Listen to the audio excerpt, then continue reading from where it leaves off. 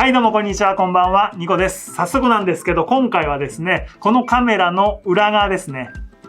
実はこんな感じになっていてですね、昔母が自分で DIY で作った台があってそこに重い電動工具を乗せたり下ろしたり、はたまたこっちの作業台に乗せたり下ろしたりしながら使っていたんですけど、さすがに専用の作業台を作ろうと思いましてですね、ボール盤と糸のこ盤とベルトサンダーの乗せる作業台を作るのと卓上丸のこもありますんで、これを使って憧れのマイターソーステーションを作っていこうと思います。ですね、マイターソーステーションというのは知らない方も多いと思うんですけど、メモリがついた長いバーに可動式のストッパーがついていて、そのストッパーを固定すればそこに当てながら切るだけで何本でも全く同じ長さのものを切れるので、 DIY をする人にとっては本当に憧れのツールだと思います。なので今回も完成まではかなり大変な作業にはなると思うんですけど、頑張っていきたいと思います。そして最後に実際に使ってみてのレビューもしようと思っているので、ぜひ最後までご覧ください。はい、それでは早速やっていきましょう。 DIY テクニカル大学2個。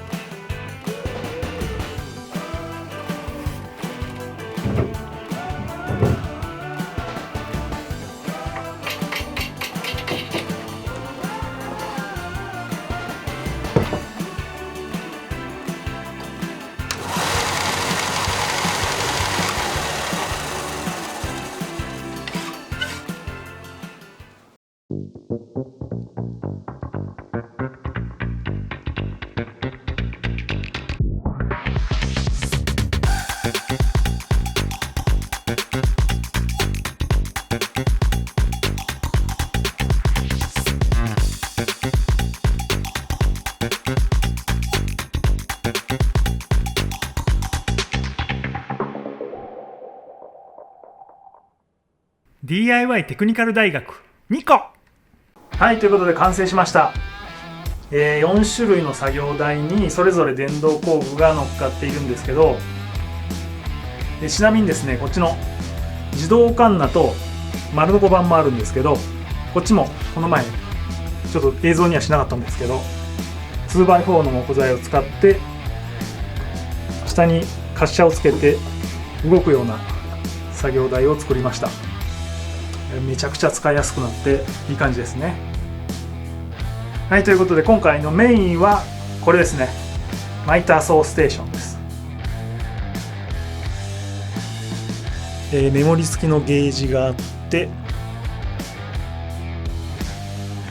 これがねリミッターっていうストッパーですね。ストッパーにここに合わせるメモリみたいなのがついてて、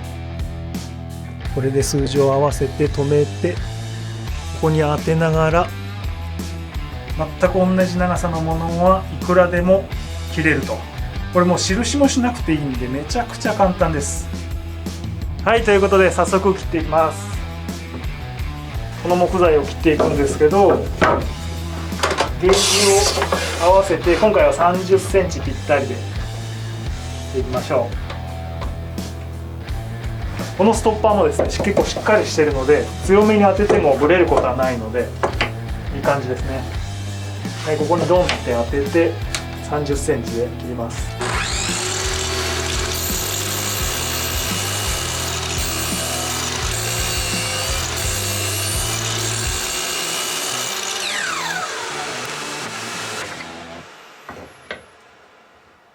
はい、ということでポンポンポンと適当に5本切ってみたんですけど、これ見てください。もう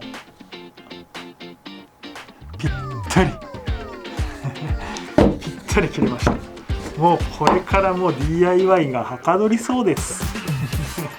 はい、ということで今後とも DIY のお役に立つ動画を投稿していきますので、今回の動画少しでも参考になりましたら高評価ボタン、あとチャンネル登録もぜひよろしくお願いいたします。それではまた、じゃなくてTikTok、Instagram、X もやっていますので、それぞれフォローよろしくお願いいたします。それではまた次の動画でお会いしましょう。バイバイ。